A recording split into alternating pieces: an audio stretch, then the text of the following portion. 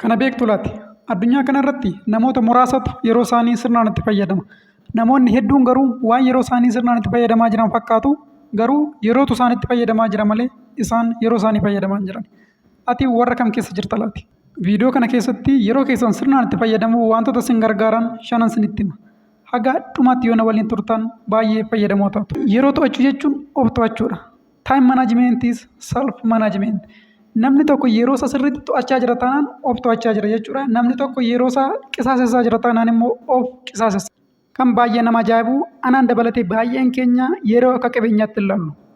Birri yoo nuu kenninu hin jedhan birri hin kenninu yeroo keenya garuu hin kennina. Dhimma nu fayyadne irratti sa'aatii tokko sa'aatii lama guyyaa tokko guyyaa lama yeroo keenya dhimma wayiitiif hin kennina. Waan nu fayyadneef jechuudha.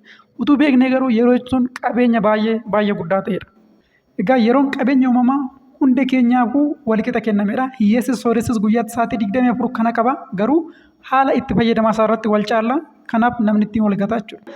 Yeroon haga kana faayidaa qabeessa erga ta'eeti yeroo keenya sirnaan qixa sirrii ta'een itti fayyadamuudhaaf maal gochuu qabna? Qabxii inni tokkoffaa namni tokko yeroo isaa sirnaan itti fayyadamuudhaaf tuuduu listii qabaachuu qaba. Tuuduu listii jechuun namni tokko waan bor hojjetu har'a galgala waraqata irratti ta'uu danda'a, silkii isaa irratti ta'uu danda'a, barreessitee bultaa jechuudha. Waan bor hojjettu har'a galgala erga barreessiteen booda boru ganama yeroo kaatu konfiyuuzid hin taatu. Maallaa already wantoota hojjechuu qabdu taaskiin kee barraa'ee jira isa achirra jiru sun hojjechuudha jechuudha. Amma pileestoorii irra galuudhaan tuuduu liistii jettanii appilikeeshinii isaa buufattan appilikeeshinii isaa bilbiluma irratti buufattaniitiin galgala waan bor hojjettan achirratti guuttu jechuudha. Boruu hojii sun erga hojjechaa ooltanii booda galgala hojii guyyicha sun keessatti hojjechuu qabdan hojjettaniitu moo hin hojjenne kan jedhu achirra ilaaltanii cheeggootu isa hojjettanii jirtan arramtu isa hojjettanii jirra immoo innis jechuudha ittiin ibaaluyeetoof gochuudhaafis isin fayyada. Egaa yeroo keessatti itti fayyadamuu fi malli kun mala baay'ee gaariidha. Hojjechaa oolteetiniin galgala ibaaluyeetoof gochuudhaafis baay'ees fayyada.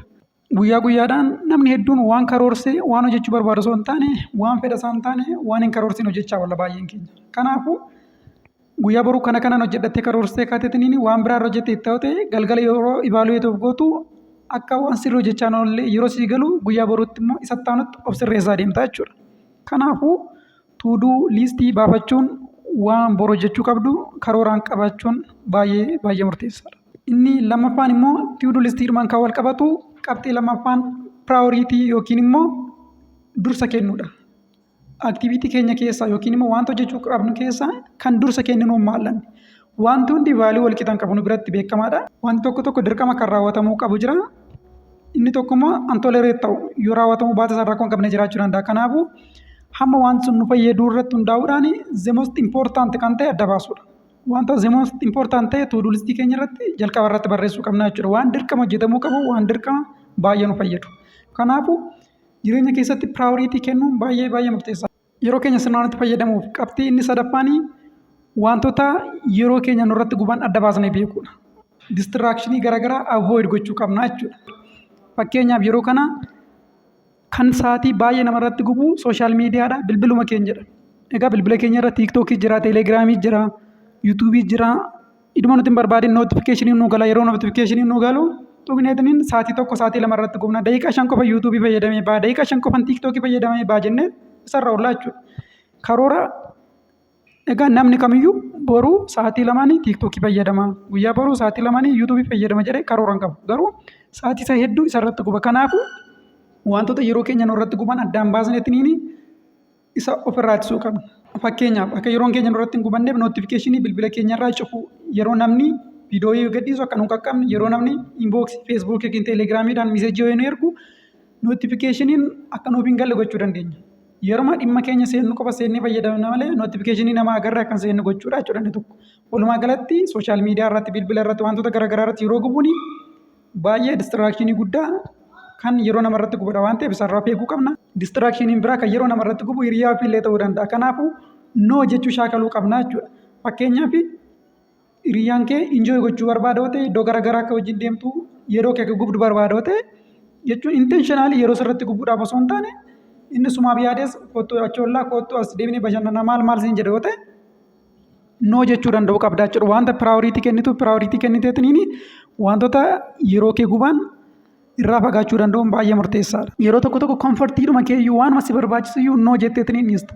Wanti salphaan baay'isee wayii wanti faayidaa hin qabne yeroodhaaf gammachuu namaa laata namatti tola. Tiiktookii seentee firaankii namni gadhiisee qoosaa namni gadhiisee laaltee kolfaa oolu yeroo sunitti baay'ee si fayyada. Garuu gammachuun sun kan si keessa turu miti booda inni irraanfattaa jechuudha. Wanti faayidaa hin qabne yeroodhaaf gammachuu namaa laata. Har'a guyyaa guutuu bakka bashannanaa wayii dhaqxee hiriyaa kee faana taa'aa odeessaa ol ta'ute nama dadhabsiisu baay'ee namatti tola. Sababni isaa maal? Faayidaa hin qabu wantichi. Wanta dhugumatti faayidaa qabu yoo ta'e garuu gammachuu instaanti ta'e gammachuu yeroo kallattiidha yeroo sunitti siif laatu maaliif faayidaa qaba waan ta'eef wanti faayidaa qabu tureetidha effektiin isaa kan mul'atu gammachuu kan si laatu tureetidha.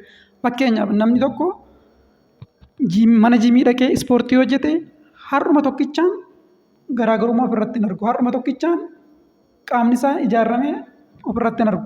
Yeroo fudhataa ji'a 5 waggaa 1 waggaa 2 jechuusa gaafata.